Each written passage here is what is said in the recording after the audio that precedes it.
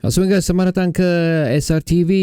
Jadi ini kita bercerita sedikit mengenai apa yang berlaku di Sabah FC lah. So update yang lebih kurang sedikit aku ingin menyentuh mengenai apa yang berlaku di dalam padang dan apa yang berlaku di luar padang lah.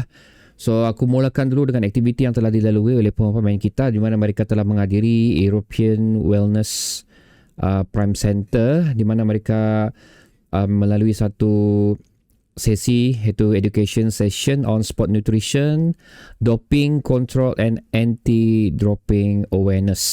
So di sini adalah wajah-wajah pemain-pemain kita yang diberi ceramah dan juga menghadiri acara tersebut dan seterusnya. Ini aku macam excited lah. Okay, finally memang lama sudah aku tunggu ni. Kalau kamu follow Budak Scoreboard punya Facebook page pun memang dia ada menyatakan lah yang akan ada berlaku beberapa perubahan di dalam pengandilan Sabah FC. Mana kita tahu ini boleh dikatakan adalah satu management baru dan antaranya adalah mengupdate dari segi media, itu penyampaian dan perkongsian Sabah FC di mana mereka bukan saja bertumpu kepada social media yang mereka ada. Seperti mana yang kita tahu, diorang ada di Facebook, TikTok, diorang ada di Insta, tapi adalah pembaik pulihan kembali web page Sabah FC. Aku akan bagi dia punya link di bawah dan ini memang ada perubahan sudahlah aku nampak dari segi persembahan dan juga penyiapan website tersebut lah, di mana aku sudah boleh. Mungkin aku ketinggalan lah, tapi sebelum ni aku nak nampak benda ni terjadi lah. So mungkin lama sudah aku nak singgah. Tapi again, perubahan dari last aku singgah dan sekarang ni baru aku singgah ni memang jauh lah beza dia. Antaranya anda boleh menyaksikan next match Sabah FC yang diorang akan berikan countdown lah bila next match tersebut. Sekarang ni 2 days, 10 hours and 36 minutes before the next match yang akan berlangsung sekali lagi pada 15 hari bulan 9 malam di Sumerikas menentang PDRM iaitu MFL Challenge Cup. Anda juga boleh membeli tiket tersebut lah di sini. So tidak perlu go through hot ticket sales ke apa semua tu. Dan aku telah membeli tiket tersebut jugalah. Walaupun aku tahu aku tidak dapat hadir, tapi at least begini ya cara aku untuk membantu perjalanan skuad Sang Badak ni. So walaupun aku dah pergi, aku tetap beli tiket juga. Aku sudah decide aku akan buat macam ni. So bilang orang macam contoh lah, anda mungkin di Tawau, Sandakan, Lahadatu, mana-mana yang jauh lah. So kalau anda mau contribute untuk Sabah FC, why not doing this kind of things lah. Lebih kurang macam tu. Pasal ada orang pernah bertanya kepada aku, why not SRTV buat satu donation yang mengumpulkan duit. Pasal dia bilang penduduk Sabah ni ada lebih kurang begini-gini amount. So kalau tiap amount tersebut bagi RM1, so boleh dapat those kind of amount. Tapi again, SRTV tidak mau mengendalikan sebarang duit ataupun donation daripada public kerana aku tidak mau timbul sebarang kontroversi lah melibatkan duit ni. Pasal kamu tahu lah, duit ni macam-macam boleh jadi. Sometimes walaupun perjalanan tu tulus, bukti-bukti apa semua, tapi kalau ada orang tidak puas hati, tetap juga dikecam. That's why kenapa SRTV tidak mau melakukan benda-benda sedemikian. For now lah, in future who knows lah, kita tak tahu. So aku menjemput anda. Sekiranya anda berfikiran untuk melakukan sedemikian, why not buat benda-benda macam ni lah. So selain daripada tu, actually yang pembelian tiket tu dia memang disalurkan ke tiket hotline jugalah sebenarnya. Tapi ini lebih mudah lah sekiranya kita terus ke Sabah FC punya webpage. Selain daripada itu, anda juga boleh buat pembelian barangan secara online, sama ada anda mau self pick up ataupun dihantar ke alamat anda juga boleh dilakukan di sini. So benda-benda tersebut seperti lanyard, rhino sticker, keychain, apa lagi ni, button badge, card sticker, mug dan juga muffler. Muffler seperti mana yang anda nampak di belakang ni lah. Itu adalah official Sabah FC punya muffler dan barang ni ada diskaun lah sekarang ni. Muffler ni waktu aku beli harga RM59 RM34.60, tapi kalau kamu beli sekarang dia berharga RM35, dan barang yang termurah adalah contoh seperti Rhino sticker RM5.50 dan juga keychain RM6 lah. So you can buy anything you want lah mengikut kemampuan anda semua. Tapi dan apa yang menariknya di sini, sekiranya anda mau beli cash, anda boleh beli cash, tapi sekiranya anda macam rasa mau membayar secara ansuran, anda boleh menggunakan Atome. Memang diorang sudah sediakan link-link apa semua tu. Buat pasal ni, SPay later belum ada lagi, dan itu yang aku harapkan lah. Dan aku sudah membelilah satu lanyard dan juga satu Rhino sticker. Itu pun antara juga contribution yang boleh kita lakukan lah untuk sahabat FC. Season Pass pun sama juga, tapi buat masa ni bila aku buka, dia tidak ada apa-apa active button lah yang boleh anda tekan untuk membeli Season Pass tersebut. Bagi aku pun macam, aku nak tahu lah sama ada mungkin masih lagi anda baik pulih, anda maintenance barang ni. That's why kenapa button sticker tu belum ada. Satu lagi aku ingin bawa anda di sini adalah why not? Selain kalau kita tidak mampu untuk memberi sumbangan berbentuk wang ringgit, apa kata anda register saja di sahabatfc.com punya webpage ni. Okay, anda register saja untuk memberikan support lah secara, bilang orang, secara indirect untuk Sahabat FC, yang kita bagi algoritma detect yang webpage ni busy, lebih kurang macam tu. So ada juga kebaikan dia tu sebenarnya. So itu adalah antara benda-benda yang anda boleh lakukan lah. So talking about contribution dengan Sahabat FC ni, aku dah mention pasal budak PSB. So far aku tidak, tapi aku ada berhubung lah dengan budak BSB ni. Kami banyak share information juga apa semua. Buat masa ni dia masih lagi, buat masa ni pasal sekali lagi aku belum sempat chat dia lagi. Dia di-ban daripada memasuki stadium oleh kerana reason-reason yang tertentu. So di sini aku mengharapkan banning tersebut boleh ditarik kembali lah.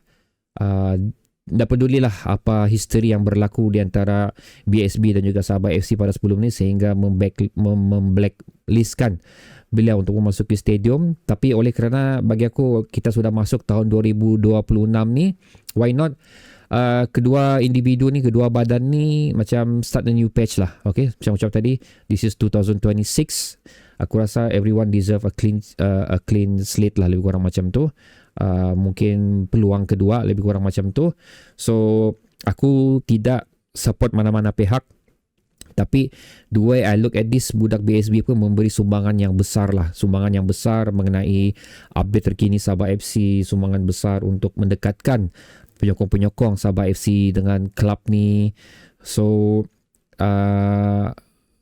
maksud aku Sahabat FC punya social media team pun nampak improve sekarang untuk kita lebih engage dengan klub ni. Tapi why not tambah lagi elemen-elemen di luar daripada Sahabat FC lah untuk membangkitkan lagi semangat kita menyokong pasukan Sahabat FC ni. Budak BSB, SRTV, aku mengharapkan Tora Bola pun kembali, dan mana-mana individu lain lah yang berminat untuk mengaktifkan diri anda di bahagian social media perkembangan terkini skuad Sang Badak ni, sila lakukannya. Pasal kita memang memerlukan, dan kerjasama di antara kedua pihak ni amat-amat diperlukan lah. So aku mengharapkan sekiranya manajemen Sahabat FC tengok video ni lah, lupakan kisah-kisah lama tu, start a new page dan bagi green light lah untuk budak BSB agar beliau dapat kembali masuk ke stadium. Of course kita selaku penyokong ni macam we are very critical lah in certain area, tapi being critical doesn't mean yang kita ni benci klub ni. Being critical pasal kita sayang dan kita mahu yang terbaik untuk klub ni. That is the way the football run lah, especially bila melibatkan social media. So itu dua benda di luar padang. Sekarang aku bercerita mengenai kembali ke dalam padang. Kita akan kembali menepukan perlawanan pada sekali lagi untuk menentang PDRM untuk MFL Challenge Cup.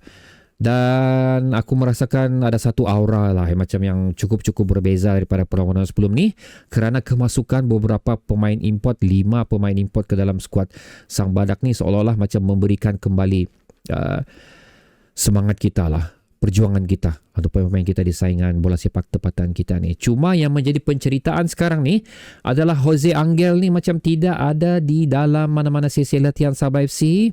So aku pun tidak ada update lah mengenai status pemain ni, sama ada beliau ni belum sampai. Pasal kalau kita tengok di Sabah FC punya Facebook page pun, kalau kamu tengok dia punya welcome statement pun tidak ada gambar-gambar beliau lah. Tidak ada gambar-gambar macam di kerusi stadium ke, di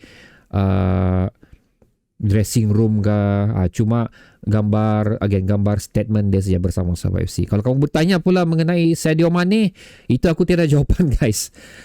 Of course aku excited lah bila aku tengok news tu, aku macam gila, biar betul ni apa sudah kerasukan ni manajemen Sabah FC sampai bawa masuk Sadio Mane ni. Kerasukan maksudku bukan aku kritik, bukan aku kutuk, tapi macam satu benda yang wow lah. Cuma buat masa ni aku memerhatikan benda tu macam is a good AI lah. Okay, pasal kamu tahu lah AI sekarang ni pun cukup boleh mendistract ataupun memberi mampu mengeluarkan benda-benda yang sebenarnya tidak terjadi. So begitulah kemampuan AI sekarang. So aku buat masa ni lah kenapa berlidah aku ni, klasifikasikan benda tu as a AI lah. Tapi kalau betul, Alhamdulillah. So berbalik kepada Jose Angel ni, dia tidak ada di sesi latihan, dia tidak menghadiri yang sport nutrition, performance and recovery session, anti doping apa semua tu. Or are we looking at the wrong side of the field? Itu sebenarnya. Pasal aku difahamkan juga Altolino sekarang telah menjalani session untuk macam mengupgradekan lesen beliau. Dan kalau tengok dari sesi latihan Sabah FC ni pun Martin Stano yang aku tengok mengendalikan. So itu adalah benda yang belum terjawab lah, sama ada of course status Jose Angel tu, adakah dia diambil selaku pemain ataupun individu yang juga terlibat di dalam coaching Sabah FC. Itu aku tak tahu. So Altolino sekarang menjalani kursus untuk mengupgradekan lesen beliau. So Martin Stano sekarang yang in charge untuk training ground. Dan kita masih menunggulah sekiranya ada update terkini mengenai plan untuk mengambil satu head coach untuk menggantikan kerusi panas tersebut. Kerana buat masa ni Altolino masih lagi as a interim untuk head coach Sabah FC. So itulah dia guys perkongsian terkini untuk status kelab kita Sabah FC ni. Sekali lagi aku ingin sangat membawa anda untuk ke webpage Sabah FC ni. Sekali lagi aku letakkan link dia di bawah. Try to register, cubalah beli something kalau mampu.